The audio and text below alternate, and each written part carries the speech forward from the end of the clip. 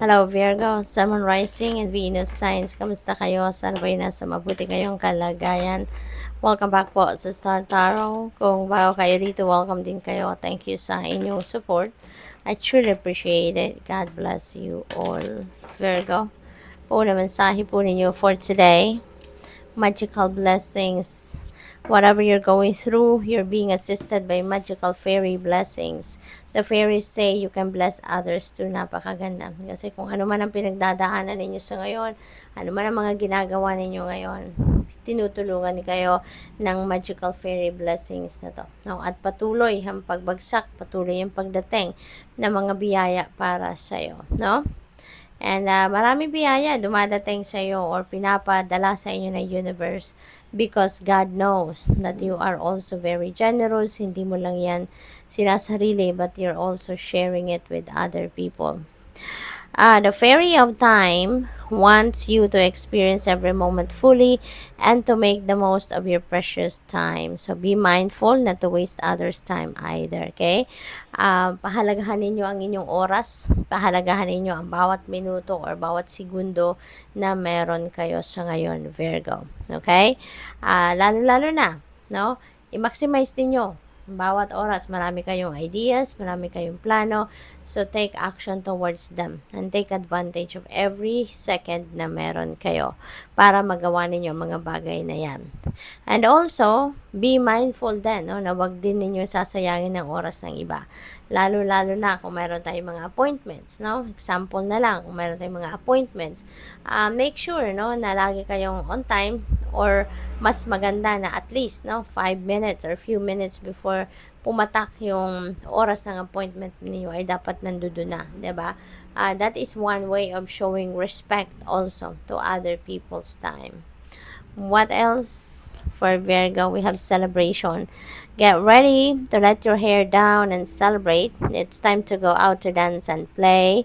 An invitation could be on the way. Ayan. So, be ready for this invitation kasi maaaring mapapaindak, mapapasayaw kayo ngayon kasi merong selebrasyon. Ang iba dyan, kaibigan ninyo, kapamilya, mga ganun katrabaho, and maybe you will be invited. Kaya, be ready to celebrate with them. Abundance, napakaganda naman ito. Let's claim this. At saka i-align na natin ang ating mga sarili, ating mga energies, no? With this abundance energy para mahatak natin ito towards us, Virgo. Prepare yourself for incoming abundance, okay? Paghandaan nyo na ang pagdating ng kasaganaang ito. Release any mental blocks you may have in fairyland and human land. There is enough abundance for everyone. Tanggalin mo na yung mga mental blocks, no, yung mga blockages na yan because that could sabotage this energy. Para wala na maging problema, wala maging sagabal, tanggalin mo na lahat ng negativity, no, sa inyong katawan para tuloy-tuloy ang pagpasok ng abundance of money na ito. We have look in a book. Whatever your question right now, you'll find the answer in a book. The words you find will bring the insight you seek. Ayan. So, siguro, meron mga tanong ng iba sa inyo rito at hindi nyo yan nahahanapan ng sagot in your outside world. Yung pala kasi, yan ay masasagot through a book. Kaya be aware, no, doon sa mga nababasa ninyo sa libro na binabrowse ninyo. Kasi, yung mga words na yan, phrases or sentences, will definitely catch your attention para masagot, no, ang inyong mga tanong. So, what else for Virgo?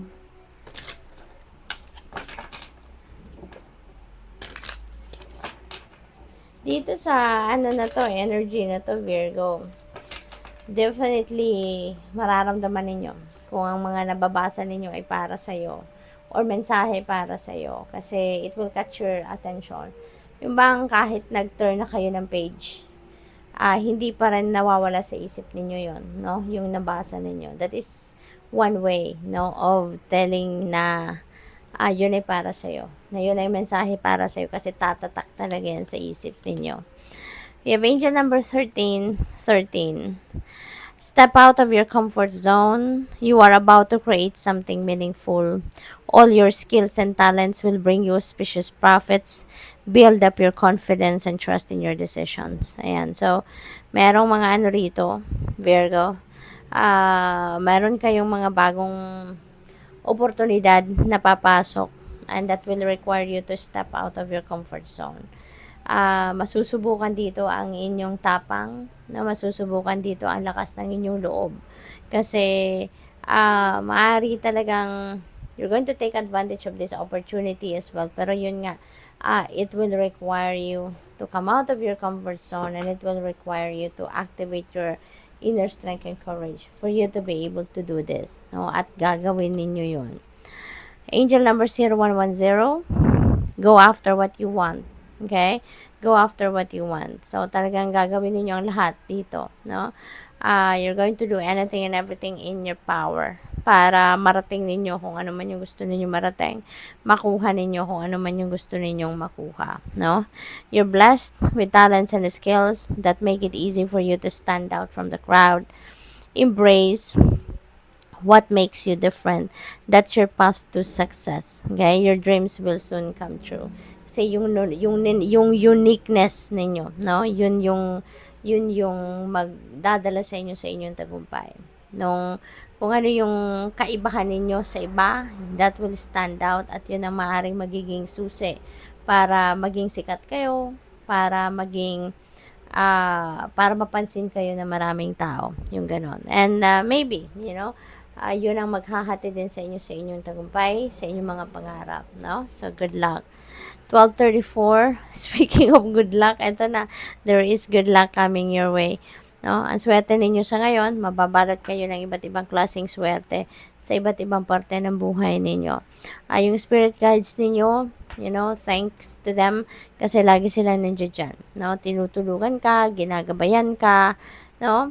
Papunta din kayo ngayon sa progress. Pag-asenso talaga ang tinatahak ninyong daan sa ngayon, Virgo.